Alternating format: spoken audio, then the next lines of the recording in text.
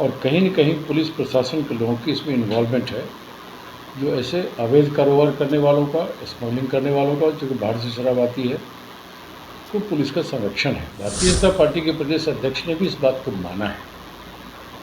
तो मैं समझता हूँ इसकी गंभीरता को मुख्यमंत्री को समझनी चाहिए, लेकिन ये चालाकी नहीं चलेगी।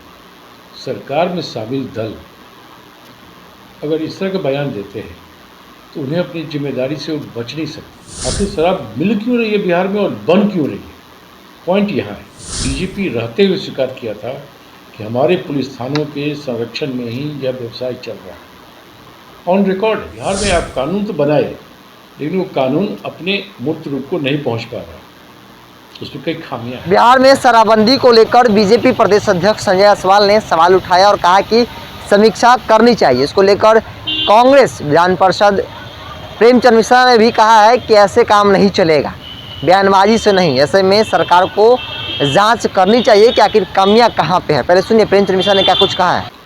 देखिए, इस तरह के आरोप लगातार हम लोग लगाते रहे कि सरकार विफल हो रही है शराबबंदी कानून के बेहतर इम्प्लीमेंटेशन को लेकर, और कहीं न कहीं पुलिस प्रशासन के लोगों की इसमें इन्वॉल्वमेंट है, जो ऐसे अवैध कारोबार करने वालों का, स्मगलिंग करने वालों का, जो कि बाहर से शराब आती है, तो पुलिस का संरक्षण है। लेकिन अब जब रूलिंग पार्टी के सहयोगी भारतीय जनता पार्टी के प्रदेश अध्यक्ष ने भी इस बात को माना है, तो मैं समझता हूँ इसकी गंभीरता को मुख्यमंत्री को समझनी चाहिए। बीजेपी के लोग क्यों इस तरह का बयान दे रहे हैं?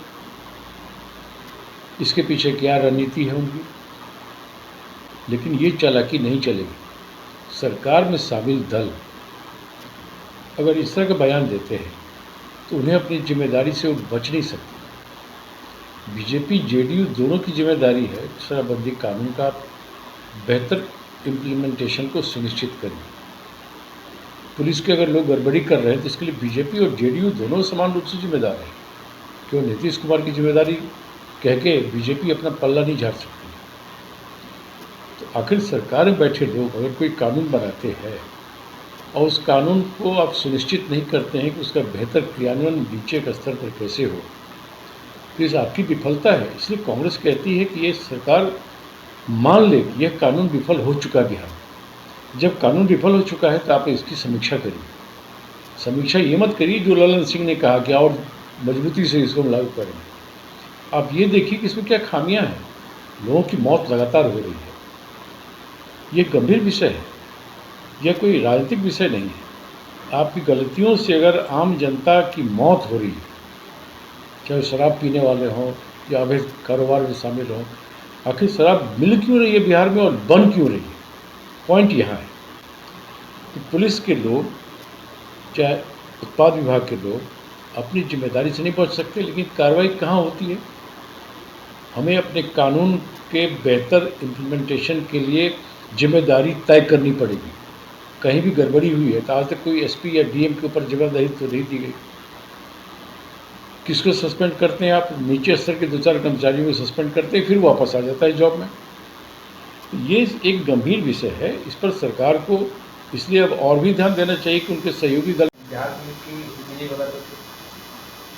पूर्व डीजीपी जो अपने पद पर थे गुप्तेश्वर पांडे जी, अब उस समय उन्होंने खुद इस बात को स्वीकार किया था। डीजीपी रहते हुए स्वीकार किया था कि हमारे पुलिस थानों के संरक्षण में ही यह व्यवसाय चल रहा है। ऑन रिकॉर्ड है। तो आप कहाँ कहाँ छुपेंगे? तो गवर्नमेंट को इस बात को समझना चाहिए कि आपके डीजीपी ने कहा था, अब आपके सहयोगी दल ने भी वही बात कहा है।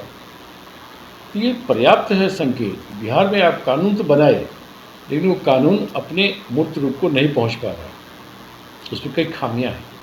लोगों की जान जा रही है और स्मगलिंग बढ़ा है तो अपराध तो बढ़ गया, एक नए प्रकार का अपराध आया, संगठित अपराध हो रहा है।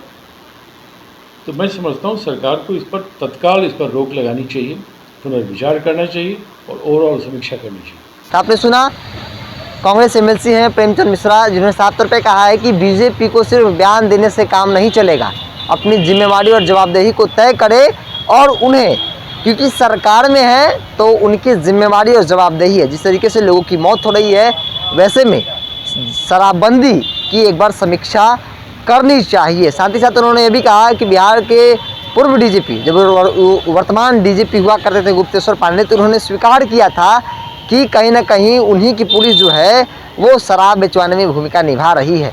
और ये बात सही है कि बिहार सरकार और बिहार सरकार की पुलिस जो है, बिहार पुलिस है, वो इनकी भूमिका इस पूरे मामले में अहम है, जैसा कि बीजेपी प्रदेश अध्यक्ष ने भी माना है। लेकिन सिर्फ बयानों से काम नहीं चलेगा, उन्हें, क्योंकि सरकार के अंग है, वैसे में उनको सरकार के साथ मिलकर जो है वो समीक्षा एक बार करनी चाहिए।